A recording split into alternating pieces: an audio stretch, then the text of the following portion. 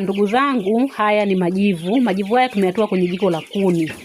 Sasa kama ambavyo tuliwaambia kuwa sisi KingoFarm tunatumia sana vitu vya asili. Haya majivu ni muhimu sana kwa wewe mfugaji wa kuku. Kama wewe ni mfugaji wa kuku ambaye unakutana na changamoto za magonjwa, basi majivu yatakusaidia kwa asilimia kubwa sana.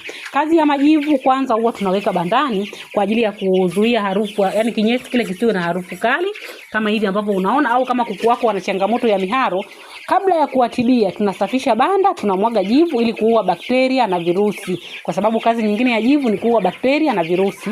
Lakini vile vile haya majivu ni dawa ya miharo. Kama kuku wako wanaharisha sana, unaweka kwenye maji yao ya kunywa. Na pia haya majivu huwa tunaweka kwenye chakula. Kama ukiandaa chakula chako tunaweka, kwa sababu majivu yana madini kama madini ya phosphorus ambayo ni muhimu sana. Kwa hiyo huwa tunaweka vitu kama hivi.